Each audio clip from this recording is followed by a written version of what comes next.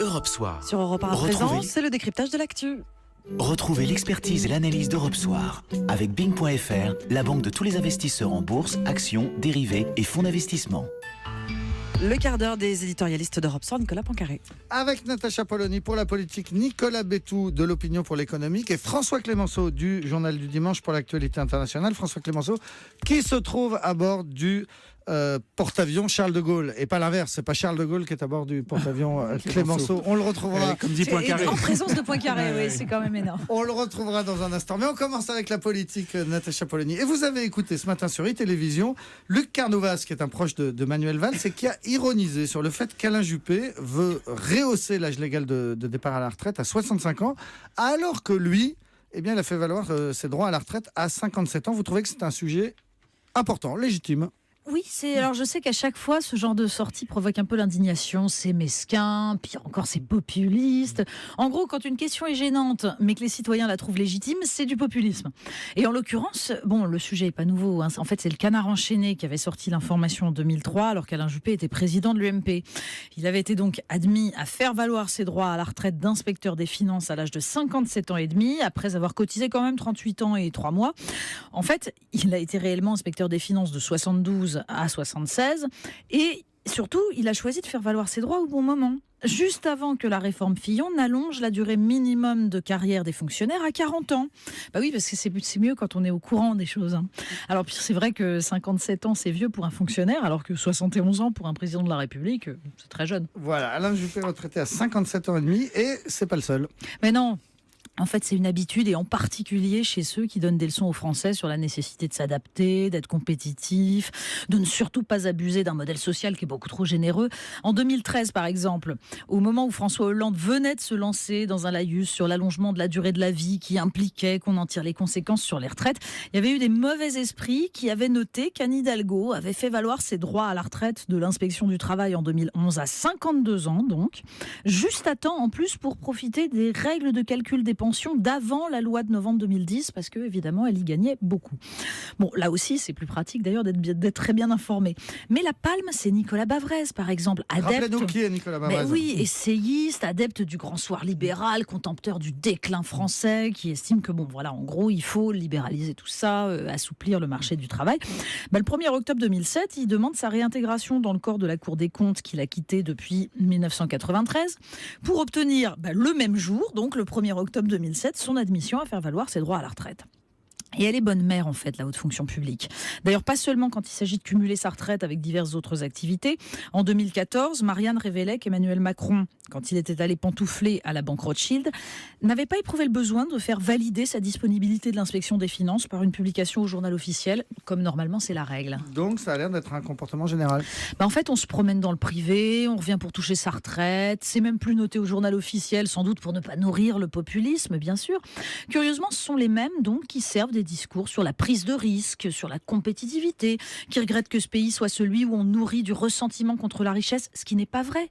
Les Français n'en veulent pas aux riches, ils en veulent aux privilèges d'une nouvelle noblesse qui connaît même plus le vieil adage « noblesse oblige » et qui a abandonné l'exemplarité en même temps qu'elle a cessé de servir les intérêts de la nation, le bien commun. Le plus grand tremblement de terre de la Révolution française, c'était la nuit du 4 août. Et un tremblement de terre, ça arrive brutalement. Voilà, Natacha Polony qui nous dit qu'on est le 3 août. Donc si j'ai bien compris, voilà. On est à la veille d'une nouvelle révolution. Hier, on était en 1788, je vous disais, maintenant ça se rapproche, on est le 3 août.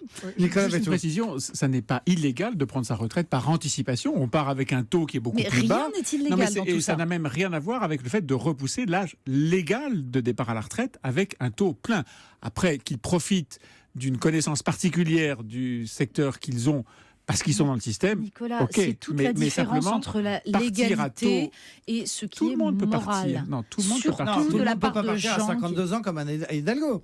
Moi, je peux pas partir à la retraite à 52 ans. Vous pouvez quitter votre métier ou votre statut précédent. Et je n'aurai pas le droit à la retraite avant 62 ans. Si, bien sûr que si. Ah bon ? Vous toucherez une retraite à un taux qui sera effondré. À 52 ans. Mais bien là, sûr. En l'occurrence, ces gens-là profitent des facilités qui sont faites dans la haute fonction publique et profitent en plus du fait qu'ils sont particulièrement au courant de ce qui leur permet de bénéficier. On a tous le droit de partir à la retraite plus tôt. Non, Voilà. mais, bien entendu, mais on ne peut pas tous le faire en touchant la retraite que touche par exemple Anne Hidalgo et qu'elle cumule avec ses indemnités d'élus. Bon, Vous moi, voyez, je c'est viens- pas je la viens- même chose. Je viens de découvrir quelque chose. Il va falloir que je réfléchisse. Alors, Alors, on a le le droit taux- de partir à la retraite. Nicolas, faites vos calculs parce que le taux va être Très misérable. très bas. Bon, Ouais. Nicolas Bétou, monsieur Mauvaise Nouvelle, vous nous annoncez aujourd'hui que l'INSEE prévoit, annonce même une révision à la baisse de la croissance pour cette année. Je pensais que la retraite anticipée c'était une bonne nouvelle, mais bon, oui, en effet, la croissance c'est une mauvaise nouvelle, d'autant plus décevante que les dernières prévisions de l'INSEE faisaient au contraire état d'une accélération de la croissance en France. Je résume les épisodes précédents. Le gouvernement s'était à l'origine calé pour 2015 sur une hypothèse de croissance à 1,5%, puis l'INSEE avait relevé sa projection à 1,6%, c'était cet été, et François Hollande avait même évoqué 1,7%. Rappelez-vous, il expliquait au 14 juillet que c'était même la condition sine qua non pour une baisse des impôts. Aujourd'hui, douche froide, ce sera 1,3%. Et encore, en off, l'INSEE avertit que ça pourrait être moins 1,2%. La récolte des céréales est très mauvaise. En tout cas, on sera au mieux au niveau assez piteux de l'an dernier. Alors, parmi les causes, il n'y a pas que les céréales, il y a aussi les grèves, les attentats. Et oui, et puis la baisse de la fréquentation touristique, il y a aussi le fait que la pression fiscale ne diminue toujours pas, que l'économie mondiale ralentit, que le prix du pétrole remonte, la conjoncture ultra favorable, vous savez, c'est l'alignement des planètes, les taux, le pétrole, l'euro, elle se sera assombrie, en fait, avant que la France n'ait su en profiter. Alors, à quoi doit-on s'attendre ? Eh bien, première certitude, ce ralentissement sur 2016 aura des conséquences sur 2017. À politique égale, le gouvernement avait tablé sur une croissance de 1,5% aussi l'an prochain. Et bien voilà, la croissance, ce n'est pas une photo, c'est pas une image figée, c'est un film, un mouvement. Et tout le retard qu'on prend en ce moment sur 2016, c'est autant d'élan qui manquera en 2017. Les économistes ont toujours des mots techniques, ils appellent ça l'acquis de croissance. Eh bien, il sera trop faible l'an prochain. Alors, qu'est-ce qu'il faudrait faire selon vous, Nicolas ? Eh bien, en toute logique, le gouvernement devrait revoir ses propres prévisions et adapter sa politique. Vous vous souvenez qu'il y a quelques jours, Michel Sapin défendait mordicus ses hypothèses de croissance. La France fera 1,5%, alors que tous les économistes, tous, disaient que c'était impossible. Et bien voilà, on sait maintenant que les chiffres qu'on a envoyés à Bruxelles sont faux, que les hypothèses de base sur lesquelles le budget pour 2017 va être discuté sont fausses, et donc que toute la construction du gouvernement sur les impôts, les déficits, la dette, la croissance, les exportations, le chômage, tout ça est faux, c'est surréaliste. Alors bien entendu, le gouvernement ne va rien changer. Il va faire comme s'il était le seul à avoir raison, ce qui est terrible pour la crédibilité du politique, terrible aussi pour ce que ça dit des institutions. En ce moment même, François Hollande doit commencer un discours sur nos institutions. Tout le monde a plein d'idées de réforme, à droite, à gauche. Eh bien, il y en a une qui devrait s'imposer. Maintenant, le gouvernement devrait être obligé de construire sa politique économique, non pas sur ses propres hypothèses qui sont toujours teintées de politique, mais sur celle incontestable, par exemple du consensus, de la moyenne des économistes. On gagnerait beaucoup en crédibilité. Nicolas Bétou. Et donc, pour l'actualité internationale, on rejoint maintenant François Clémenceau à bord du porte-avions Charles de Gaulle en Méditerranée orientale, quelque part entre Chypre et la Syrie. Bonsoir François. Bonsoir Nicolas. Vous nous parlez du ministre qui fait la guerre et du ministre qui fait la paix. Le ministre qui fait la guerre, c'est Jean-Yves Le Drian qui est donc sur le porte-avions Charles de Gaulle aujourd'hui pour préparer l'assaut sur Mossoul. On en parlait tout à l'heure dans le journal avec Didier François. Mais en même temps, il y a un autre ministre, celui des Affaires étrangères, Jean-Marc Ayrault, qui lui est à Moscou, qui sera demain à Washington pour tenter de faire la paix à Alep en Syrie. Est-ce qu'il a des chances de réussir ?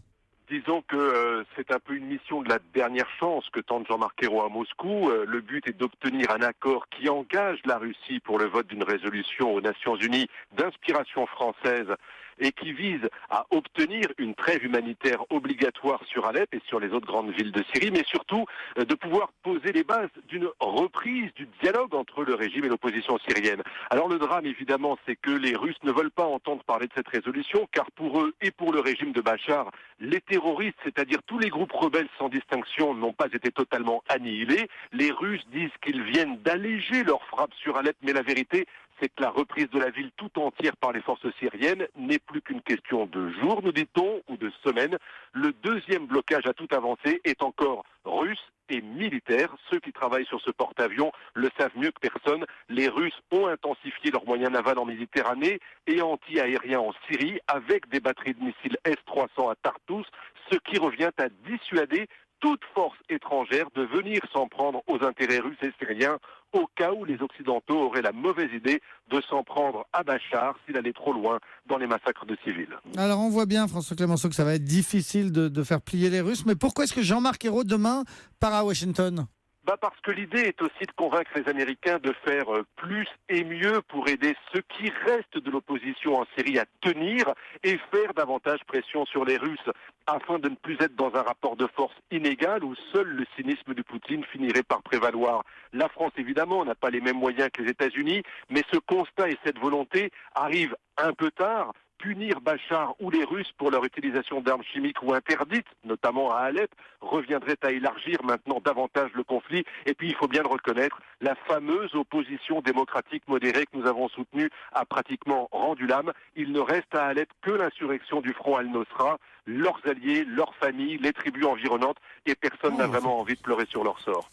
Merci beaucoup François Clémenceau en ligne donc du porte-avions Charles de Gaulle en Méditerranée. Merci à Nicolas Bétou pour l'économie, Natacha Polony pour la politique. Dans un instant, le journal de la présidentielle américaine.